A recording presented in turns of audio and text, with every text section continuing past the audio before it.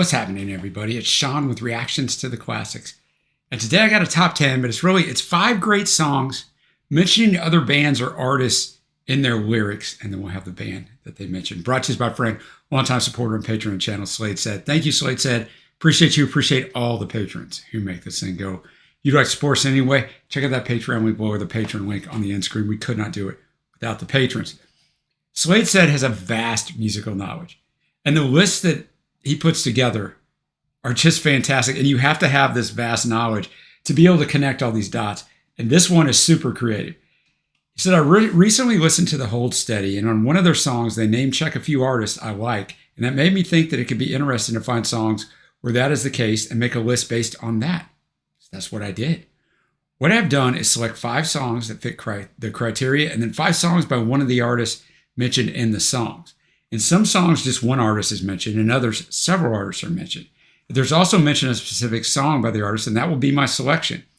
Well, if that is not the case, I can choose freely from the artist in question. Now, since this is not a standard top 10 list, the order of the songs is ordered such that the 5 songs that define the next artist, that is the 5 songs that include a mention of another artist, are ranked as I like them in ascending order, with the last song being my favorite. But obviously, the 5 songs by the mentioned artists are not ranked. I hope this makes sense. It does. It does. Okay, with that sort of, let's get into it. All right, if you haven't done this before, the music will not be in the video, but check that Vimeo link below and you can check the whole thing out with me. All right, let's jump into it. We'll jump into it. You see it below with the first track. It's got to be the Hold Steady, right? Slade Said was just talking about it with We Can Get Together from the album Heaven Is Whenever in 2010. He says our first pick is a song that kickstarted the idea. Several artists are mentioned here, both directly and indirectly. Try to follow along and guess who. All right, I'm going to the lyrics up as always. Thanks again, Slade Said. All right, We Can Get Together by the Hold Steady. Really good way to start this list out. That's a good song. I have a couple things of the Hold Steady up on the channel, but not much. Never listened to much of them, so I really did enjoy that. Before I even break it down, I'm just going to go into the description that Slade said because he breaks it all down. He said in Hold Steady song, several artists are referenced. I have to admit that the first line is probably a reference to a song by a band, but I can't say which one, which I couldn't find it either. I thought, I'm gonna find this. Slade said I'm going to find it. No, I couldn't find it because she played Heaven Isn't Happening. I don't know, man. But he said, however, the next line is a clear reference to the Pavement song, Heaven is a Truck. Pavement's awesome. This is followed by a mention of the Oxford, England-based indie pop band Heavenly. Next up, Husker is mentioned with specific references to 2 of their songs. In the next verse, we get Todd Rundgren's Utopia and their song Love is the Answer, or return to Heavenly in the final verses indirectly, before the chorus of Heaven Is Whenever kicks in. This is also the album title, so this is kind of the title song. So it said, we therefore have a few options for our next pick. I went with my preferred band of the bands mentioned, not a surprise to me, which is Husker Du, who were from Minneapolis, as the Hold Steady were, by the way. We have 2 songs to choose from. The Girl Who Lives on Heaven Hill and Makes No Sense at All. I've already included Makes No Sense at All in a couple of my lists before, so I decided to go with the Grant Hart song, The Girl Who Lives on Heaven Hill, from the album New Day Rising from 1985. Lots of Husker Du up. Searching that bar up above for Husker Du after this is over. Fantastic guitar. The more that song went on, the more I loved it, man. That's a great song. Supposedly it's about Grant's increasing alcoholism, but I'm not going to tell you that's what it's about. Well, I guess I just did, but I don't know that for a fact. Just a couple things that I read, but I never saw where Grant said that. So I never trust anything unless I see a direct quote that I can verify from the artist. Next up, we have Wesley Stace, A Canterbury Kiss, from the self-titled album in 2013. So it said our next artist is English singer-songwriter Wesley Stace, who used to go by the stage name John Wesley Harding, and who I have also included a couple times before on different lists. He recorded 14 studio albums as John Wesley Harding before changing to his real name Wesley Stace in 2013 on subsequent releases, mostly due to a change in musical direction from rock to folk rock, although in honesty, it's a very small change.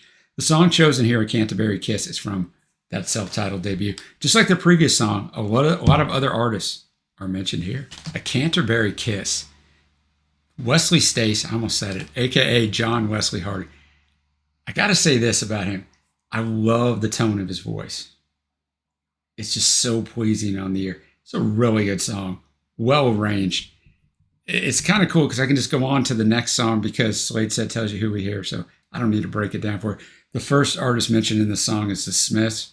In the second verse, we get Tim Buckley and Television, while in the final verse, we get Talking Heads and Jimi Hendrix, who Wesley mentions he had not heard of before, but told her that he loved Hendrix. So maybe he'd heard him, but he hadn't heard any of his songs. But this girl had great taste in music, I may add. So Slade said, no songs are specified, so I'm free to choose whatever I want. I decided to go with Television, their song Elevation from their masterpiece, Marquee Moon, which this song leads off the second side of the album, which is always important because back in the vinyl days where you had to flip, they put really strong songs as a rule as the starting song and the ending song. So you would want to go back and forth and you want to listen to the rest of it because you wouldn't want to get up and move to the next song. It's not so easy to do on vinyl, right?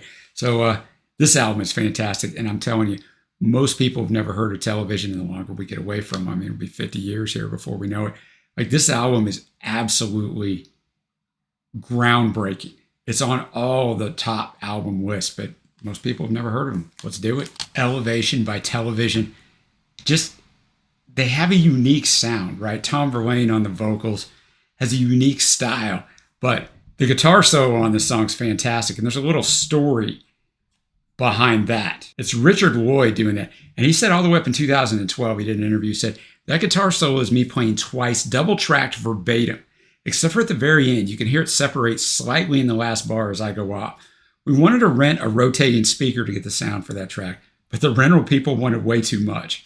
So Andy came up with an idea. He took a microphone, and while I did the guitar solo to Elevation, he stood in front of me in the studio, swinging this microphone around his head like a lasso. He nearly took my effing nose off. I was backing up while I was playing. That makes that thing even more fantastic. But, both of these songs from the mentioned artists are absolutely top flight. Now we get to the Tragically Hip, or the Hip, as my Canadian brothers and sisters call them, a band that I'd never heard of until this channel, and then did a top 10 and did some songs and just love them, man. Love them.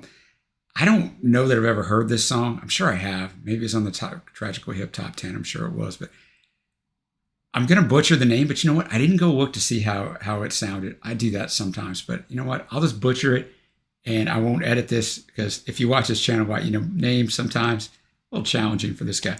Bob Kageian.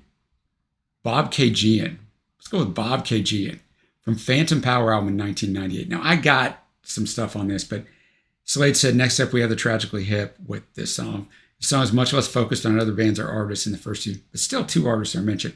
I found a lot about this song, so I'm going to share some more with you. The song is named after Bob Kageian. I probably just said it 3 different ways, right? Ontario.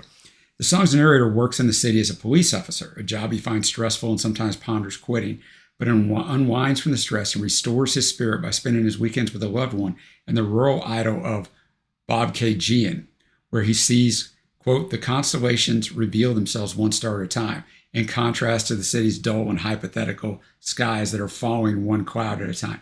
Out where you can actually see stars. I live in a big city, can't see much. In live performances, Tragically Hip singer, the late Gord Downie, typically explained the song as a cop love song, though the identity of the narrator's beloved changed from performance to performance. In the original video, the male cop's partner is female, but Downie sometimes introduced the song in concert as being, quote, about a couple of gay cops that fall in love. According to Gord, the song was not specifically written about the town itself, but rather any small town would have worked for the theme, and he settled on Bob Kageian primarily because it was the only place name that he could find that came close to rhyming with constellation. So now I'm wondering if I know I'm not saying that right. Now I'm regretting not going back and seeing how it sounds. A secondary theme of the song addresses racism and anti-Semitism. Downie sometimes introduces the song with, this one asks the question, evil in the open or evil just below the surface? And Rob Baker's guitar has, quote, this machine kills fascists written on it in the song's video. In the song's bridge, the British rock band The Men They Couldn't Hang, who may or may be appearing later, are performing a concert at Toronto's Horseshoe Tavern with its checkerboard floors when they begin to perform their song Ghosts of Cable Street, which is about the Battle of Cable Street riot in London in 1936 in an Aryan twang.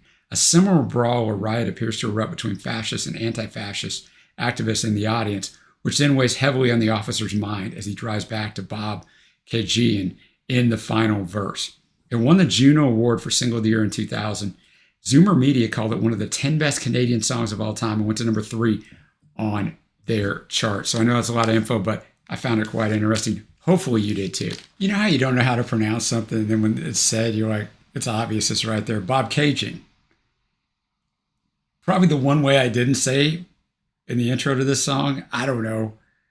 Part of me does want to go back and refilm that, but I'm not going to. I'm just going to leave it all butchered up. But what a fantastic song. So well arranged. So well written.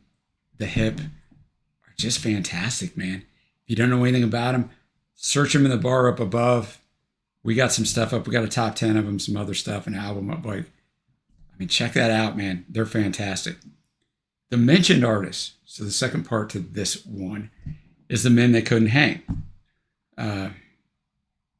With the song The Colors from Waiting for Bonaparte in 1988. So the first artist mentioned in the song, Slade said, is Willie Nelson, while the other is the less famous English folk rock band, The Men They Couldn't Hang. I saw them once back in the 80s on a festival where they had a great performance. All right. The Men They Couldn't Hang. What a fantastic band name. The Colors. That was just a very pleasant song. I really did super enjoy that song. The instrumentation, the arrangement, and his singing style, right? The vocal style that he had just made this work. Well, we got 4 songs left, 2, and then the 2 with the artists that are mentioned. Next up, we have Nick Cave and the Bad Seeds. There She Goes, My Beautiful World, from the Abattoir Blues and the Lyre of Orpheus in 2004, which are actually 2 separate albums released at the same time. This is on Abattoir Blues. Slade said, now I said from the start that I rank the songs from worst to best. There is no worst here, though, since it indicates I don't like the first one, which I obviously do. So that means the next song will be my second favorite song. And to be honest, it's a shared first, as I absolutely love this song. It's a fantastic Nick Cave song, and in it, he name checks a lot of other persons, mainly poets and philosophers, but a single musical artist gets a mention as well. Now, look, I got over 3,000 videos up. Like, I've listened to a ton of music, and I always try to keep it objective here. I don't fanboy out very often. I absolutely love Nick Cave. Love Nick Cave. Never heard of him before this channel. Since then, train I've done ranked the top 10 albums from every year from 1965 up through current times. Current times, whenever you're watching this video, we will have ranked the year before, God willing, as long as we're still on this earth. And almost every one of Nick Cave's appeared in my top 10. And we went and saw him a little less than a year ago in concert. And I think he's one of the top 10, possibly top 5 best songwriters of all time. And this is one of my favorite songs of his. So after all that fanboy, let's get it. My goodness, that song is freaking insanely good. Just everything about it. It's 5 minutes and 17 seconds of just near perfection. It really is. Just everything. The way it builds. I mean, it's about Nick's writer's block is what it's about. But it just everything builds, and those soaring choruses, those background vocalists, the great melody in there with the piano coming in there and firing through. Whoo, man, that one's going to be hard to beat, although his number 1 is absolutely fantastic too, so I get why they're kind of 1A and 1B. But before we get there, we got to go to the mention. So the mentioned artist, a single musician, Slade said, gets a mention in the Nick Cave song, and it's Johnny Thunders, and we even get a specific song, Chinese Rocks. So I did a little research on this. I never heard of Johnny Thunders and the Heartbreakers. It's Johnny Thunders and the Heartbreakers off the LAMF album in 1997, by the way. But my research tells me it's a song written in 1975 by New York punk rock musician, Dee Dee Ramone, with contributions from Richard Hell. Inspired by Lou Reed's Heroin, the song openly details the day-to-day struggles of a heroin addict and is based on Dee Dee's real-life experiences. Authorship of the track is heavily disputed, and isn't that the case a lot of times? Hell made several claims that it is his, though it is generally accepted as mostly Dee Dee's work. The song was first recorded by Hell's, and maybe he goes by Heel, I don't know, but it's Hell, band The Heartbreakers, and later by Dee Dee's band The Ramones. Hell and Dee Dee were in agreement that the song was mainly written by Dee Dee. Quote, the reason I wrote that song was out of spite for Richard Hell, because he told me he was going to write a song better than Lou Reed's Heroin, so I went home and wrote Chinese Rocks. Dee Dee is quoted in Please Kill Me, the uncensored oral history of punk. I wrote it by myself in Debbie Harry's apartment on First Avenue and First Street. According to Dee Dee, the song was, quote, about Jerry Nolan of the Heartbreakers calling me up to come over and go cop heroin, a form of which was known in those days as Chinese Rocks. Who knew? The line, "My girlfriend's crying in the shower stall," was about Connie, and the shower was at Arturo Vega's loft, where Dee Dee, his girlfriend Connie, and Joey Ramone all lived at one point. See, this is a crazy story. That's why I had to share it. Dee Dee wanted to record the song with the Ramones, but Johnny Ramone vetoed it, considering it too obviously drug-related. Dee Dee then took it to Richard Hell, also with the Heartbreakers at the time. Dee Dee called me one day and said, "I wrote a song that the Ramones won't do," Hell recalled. He said, "It's not finished. How about I come over and show it to you, and we can finish it if you like." So, I mean, that's kind of how that song went. So I thought it was a great story. Got to bring some Ramones in here. Even get a Debbie Harry mention. That 100% sounded like a Ramones song. I mean, that's all. And I mean, if you didn't know the background on it and didn't know heroin slang back in the 70s, I would have known what Chinese rock was. But of course, I'm living on a Chinese rock. All my best things are in hockey at a pawn. Everything to buy is drugs.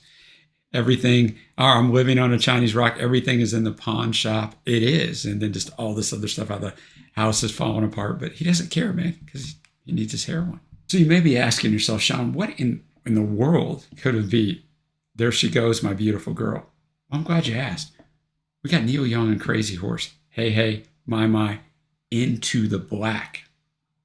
Remember, there's two versions. We'll get to that in a minute. From Rust Never Sleeps in 1979, an album that we do have a review up of. Slade said, "I chose to go with the live version for this, as that's what we'll watch in just a minute, as I think it's absolutely stellar. But obviously the two versions on Rust Never Sleeps are incredible as well. A single musician is named here.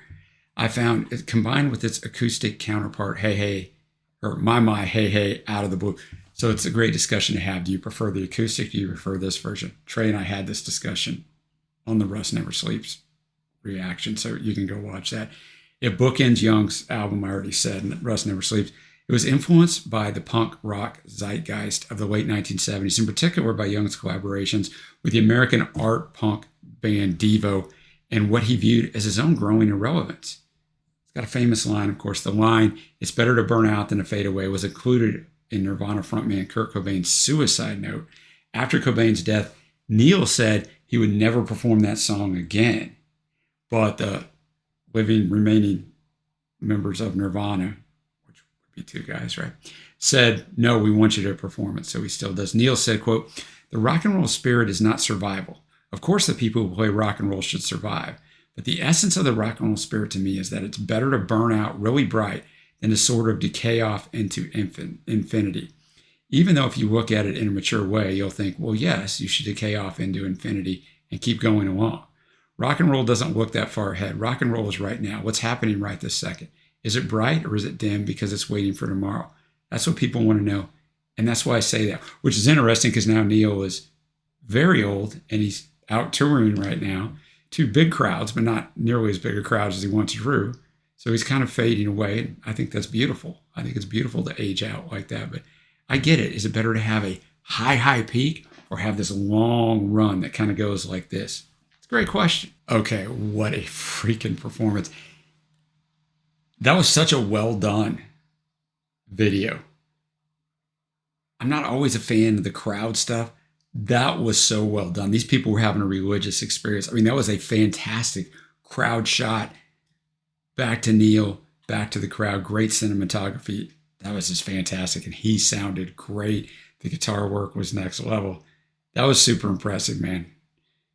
That was super impressive. But we're not done. We're almost done, but we're not done because what's going to be the mentioned artist? The king is gone, but he's not forgotten, Slade said. This is the story of Johnny Rotten. Neil sings, and with that, we have to go with Sex Pistols since this was a reference to the breakup of the band. Although it partly also could be a reference to the king, Elvis Presley, who had died a couple of years before the release of Rust Never Sleeps. As our final song on the list, I went with God Save the Queen in order to stay on the royal path. I found it's the second single. The song was released during Queen Elizabeth II's Silver Jubilee in 1977. The record's lyrics, as well as the cover, were controversial at the time. Both the BBC and the Independent Broadcasting Authority refused to play the song, including a total ban of airing by the BBC. The original title for the song was No Future, with the lyrics themselves being a general expression of the band's view of the monarchy or any individual or establishment commanding general obligation. The song reached number 1 on the NME charts in the UK, but only number 2 on the official UK singles chart as used by the BBC. This led to accusations by some that the charts had been fixed to prevent the song from reaching number one. Surely that couldn't have happened. Rod Stewart's song kept out at number one, by the way. Rolling Stone ranked God Save the Queen number 175 on its list of the 500 greatest songs of all time. And it's also one of the Rock and Roll Hall of Fame's 500 songs that shaped rock and roll.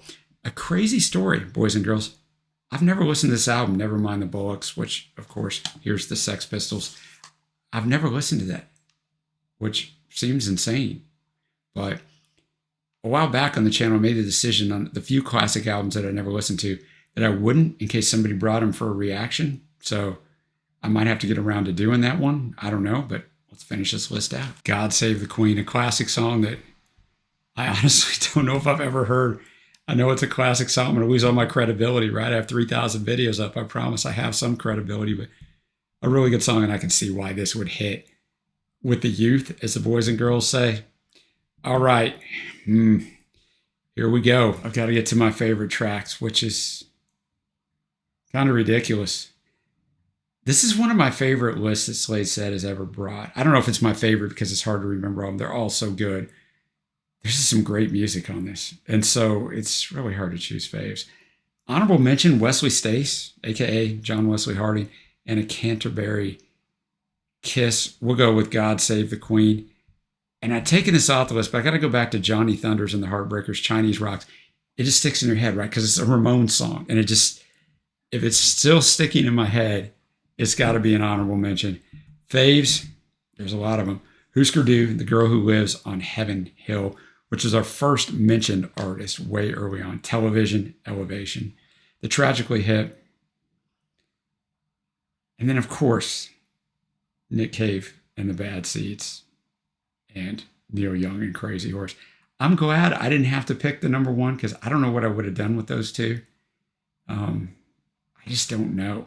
But I don't have to worry about it because Slade Said did it for us. Let me know what you think of this list down below. What are your favorite tunes on here? Thank you, as always, to Slade Said for bringing a fantastic list. And until next time, guys, I will see you.